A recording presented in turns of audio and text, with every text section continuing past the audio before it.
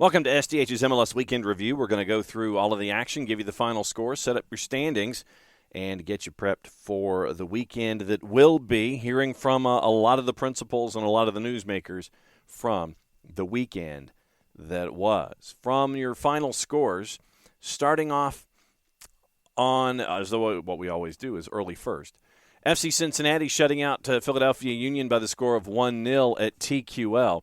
In that one, Cincinnati, once again, one goal makes the difference against a tough squad, and it's a Lucho Acosta PK with about 20 minutes to go that made the difference in that one. So once again, FC Cincinnati gets the Duke by the score of 1-0. Also on the board with your finals, Columbus shuts out DC by the score of 2-0. Columbus getting a lot of offense on the board as of late, getting two more at Audi Field. Lucas Zelarayan PK in the 39th. Christian Ramirez, CRAM, gets a goal in the 47th, and that was plenty for Columbus to continue their recent winning form, winning that one 2-0. LAFC shuts out Austin FC at BMO Stadium by the score of 3-0. Denny Bouanga hat trick, 40, 58th, 68th. Three more on the board for Denny Bouanga. Ryan Hollingshead did a piece at LAFC and was anticipating this kind of a breakout for a breakout star in MLS. I'm really excited to see Denny Bouanga for a whole year. Now Sanchez back to Bouanga. 2 goals already, make it 3! What a way to cap this off! Denny Bouanga, a hat trick on the road. You think about the success he had and how important he was for our run last year, and that was with him knowing very little of the LAFC DNA. Bouanga, that one's tucked away, no doubt about it. I'm excited to see him get a full preseason with this group. Oh, Bouanga's leveraged it. The flag is down. Denny Bouanga can't stop, won't stop scoring. Bouanga, when it comes to steady himself here, whips over back and it's in. So much power on the head from Bouanga. But they won the Canadian Championship last year. Here they are now as Bouanga scores! Dennis Bouanga! Where on earth did that come from? LAFC take the lead! Aquí está Timmy Tillman, Timothy. Bien con Bouanga. Bouanga, Bouanga, golazo de Bouanga, golazo de Bouanga! Now that he's got a full preseason, I'm excited to see what he can do for us throughout the year.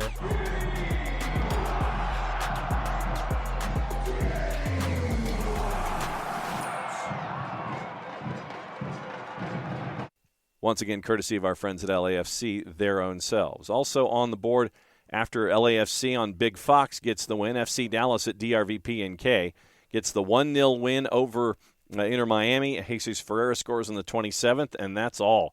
Miami, once again, no goals in the back of the net, losing in Fort Lauderdale 1-0. New England over Montreal. Montreal is in a world of hurt right now under Hernan Losada, losing 4-0 to New England. You had Barrero with a goal in the 21st, and 45 plus 4, you end up with another one from Carlos Gil from the penalty spot. Made it 2-0 at the break, 2 more in the second half. It was Wood and Vrioni in the 50th and the 86th, 4 goals for New England. CF Montreal really struggling out of the gate with a 4-0 loss. New York, Red Bull, and San Jose was a 1-1 final at Red Bull Arena, but frankly the story was off the pitch in this one. Tom Barlow scores at 90 plus 17 when there were 21 minutes of added time. Christian Espinoza scored in the 80th, and it was because of an incident that happened, the 21 minutes of added time. It was because of an incident that happened on the field and within the vicinity of Jeremy Ebobisse. It was alleged that there was a racial slur that was said by a Red Bull player, and it was said on the pitch. And so you had a long discussion as to what was going on, and MLS came out with a statement aware of an incident wherein a Red Bulls player is alleged to have used language that violates league policy during the 54th minute of Red Bull's San Jose match. MLS has zero tolerance for abusive and offensive language, takes these allegations seriously. An investigation into this matter will begin promptly. Further information will be provided upon completion of that investigation. Here is some of the post-match press conference from San Jose, once again courtesy of the San Jose Earthquakes their own selves and Major League Soccer, where Jeremy Ebobisse is asked about the incident that happened. I know what I heard, and the reason why I felt after a lengthy conversation that we should continue on with the game is because the player who said the word claimed that it was not aimed at any of us.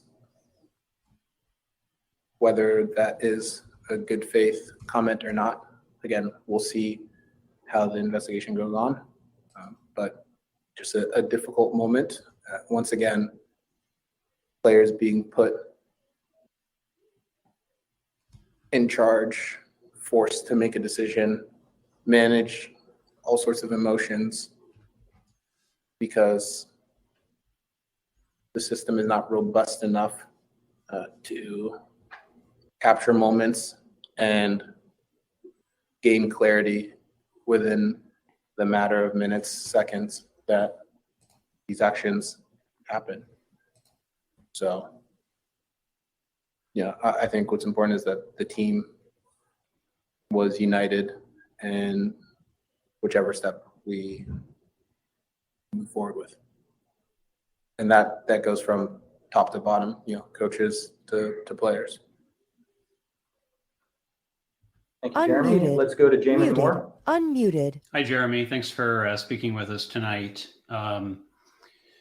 Was there ever a consideration in doing what we've seen done in lower leagues of U.S. soccer and in other places of potentially suspending the game and walking off the pitch?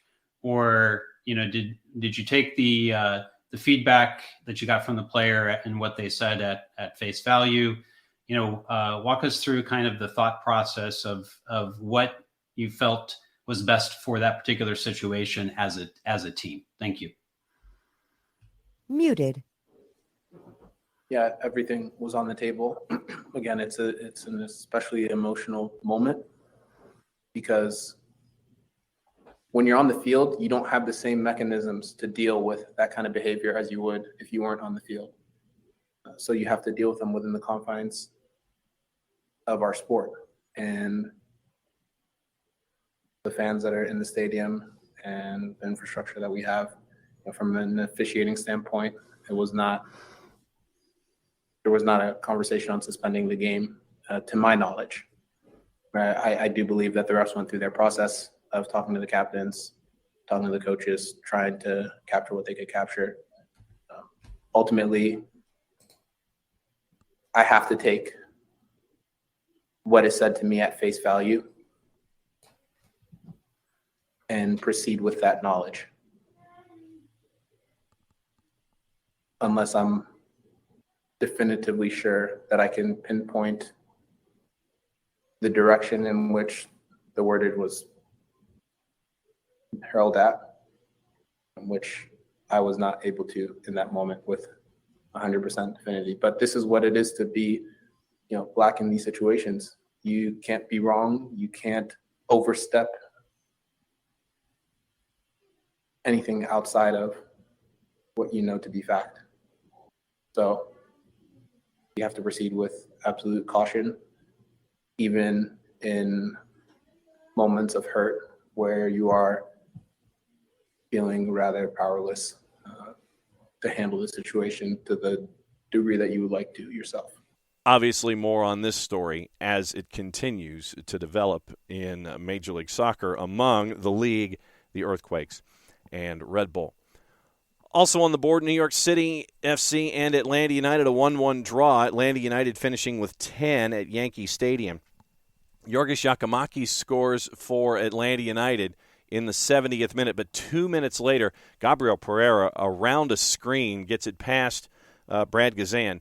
1-1 draw there, and if you watch the match on Apple TV, you could tell that the Franco Ibarra red card that occurred in the 62nd minute was something that Gonzalo Pineda was not a fan of and let Drew Fisher know it. And we'll see what happens if there's any fallout from the discussion involving Gonzalo Pineda, the head coach of Atlanta United, and Drew Fisher from Saturday night. Also on the board with both of those teams leaving Yankee Stadium with a point, Chicago Fire over Minnesota United by the final of 2-1 at Soldier Field. Kai Kamara a double in the 24th and the 36th. Arriaga with a goal for Minnesota to draw it closer, but they could draw no closer. Brace for Kai Kamara. And after the match, Ezra Hendrickson, courtesy of Chicago Fire in Major League Soccer, was asked about the progress that his team has been making so far this year. I got to tip my hat off to those guys in there. No one gives us any credit. No one expects us to win games, but we blocking all that noise out, and they come every week, every day to training. They put in the work, and it's showing. It's paying off. And once we can get that mind shift fully shifted, I think this team is going to be a hell of a team to deal with this year. Houston over LA Galaxy by the final of 3-0. Ache with a goal in the 35th. He would, however, get a red at 90+5. And Amin Bassi getting 2 goals. PK in the 65th and then 1 8 minutes later. LA would finish with 9 after a Caceres red card in the 63rd and Douglas Costa getting a red card at 90+7. Greg Vanney saying that the blowout loss at Houston was disrespectful to our brand. Here's Ben Olsen, the flip side of that after the match, courtesy of the Houston Dynamo, their own selves in Major League Soccer. We've got enough talent to win games in this league. And so it starts with that. It starts with selflessness, discipline, hard work, outworking the opponent, all these buzzwords, but they're real. And when we can do that and we're collective, we seem to have success. So now we go to Red Bulls, a very, very tough place to play and against a tough team. So we got to figure out how to grind something out of a away result now. Colorado shuts out Kansas City, another team really struggling out of the gate by the final of 1-0. That one was at Children's Mercy Park. Diego Rubio scoring in the 68th minute. Another rough moment for Pro in that match, with everybody knowing what happened with Kansas City and Alan Pulido. Another rough moment for Pro with Diego Rubio scoring for Colorado. 1-0, the Rapids leaving Children's Mercy Park with all points. Also on the board, Nashville and Toronto, a goalless draw. Salt Lake over Charlotte by the final of 3-1. Seattle shutting out St. Louis. St. Louis City SC coming down to earth a little bit, losing 3-0. Josh Atencio scoring in the 65th. Raul Ruiz-Diaz scoring 6 minutes later. And then an own goal by Jake Nerwinski in the 89th. Puts 3 on the board for Seattle. Here's Brian Schmetzer after the match, courtesy of the Seattle Sounders and Major League Soccer. We want to shut out teams all the time at home. And you probably know this already, but I think you told me that we haven't taken a goal at home this year. So that's pretty impressive. We had talked about that, Jeremiah, about bringing, the fortress. I hate that word, but the feeling that teams had last year had come in here and we can steal a point from Seattle or 2 or 3. We're trying to erase that, and so St. Louis was a good test for us because they're a good team. I mean, they started like a house on fire. And they've got some talented players. I like some of their players. But getting that shutout, again, was another good statement that we're going to make sure that teams don't come here and just, find a way to collect points. Okay, we'll go to Maz next. Mike's coming to you, Maz. Hey, Brian, is it fair to say you were more goal dangerous in the second half? And if you were, what changed? Well, we just tweaked a couple things tactically. They started 5-2-3, which normally a lot of teams play 5-3-2. Cincinnati, one of our games where we were frustrated a little bit. And we just wanted Josh and Albert to be a little bit more mobile and play the ball past their front 3. And I think that worked in the second half. I think, those little moments where we were able to break that first line of pressure and then turn and go at them, their 2 holding guys had too much room to cover, and it started our attacking sequences, and we started to feel the momentum, and We got a wonder goal from the kid to start us off, and things kind of steamrolled from there. We'll go to John and then come around to this side of the room next. To somewhat follow up about Josh, he gets the start over João Paulo with the injury today, and comes in, has a great game, scores his first goal for the club and the first goal of the game. What did you think on his overall performance tonight? Yeah, JP was just precautionary. JP could have played today, but it's early in the season. We were just holding him out just because. And Josh took total advantage of that opportunity. I mean, the kid played well.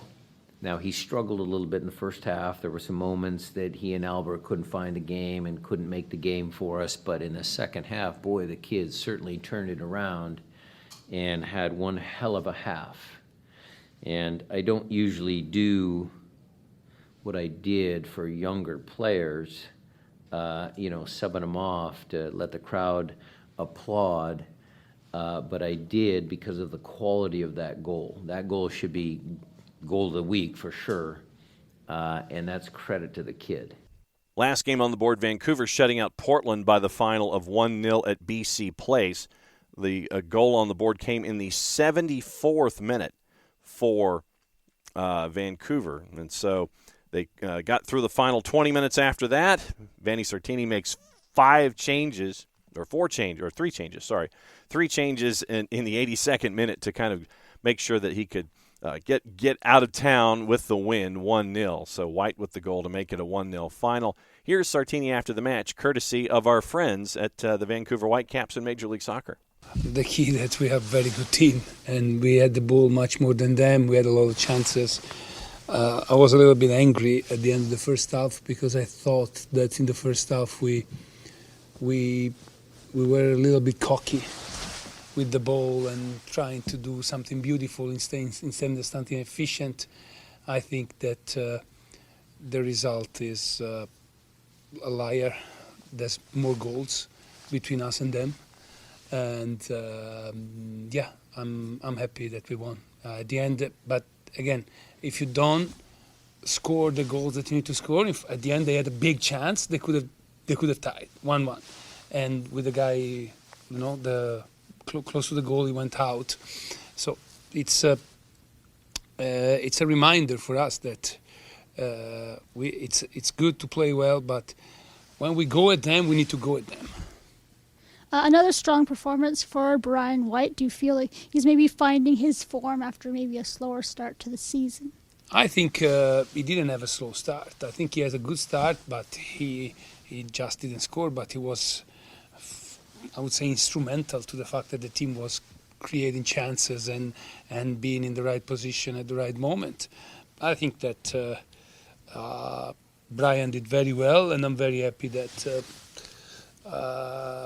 I think Ryan did his best performance of the season, gold, and so yeah.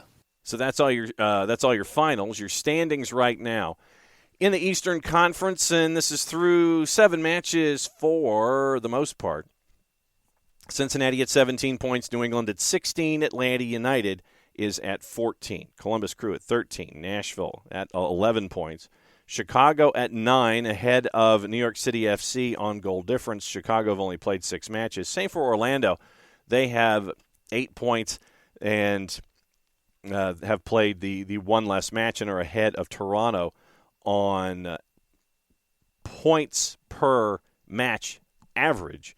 Toronto is less than Orlando by 19/100ths of a point in the average, and therefore Toronto at 8 points is in 9th. Philadelphia's in 10th, and they are ahead of New York Red Bull on wins in the tiebreaker. Inter Miami is at 6 points in 12th. DC and Charlotte are at 5 points through 7 matches. DC ahead on goal difference, and CF Montreal has played 6 matches. They only have the 1 win. They've got 5 losses. They've also given up 16 goals in 6 matches so far this year. Goal difference of -13.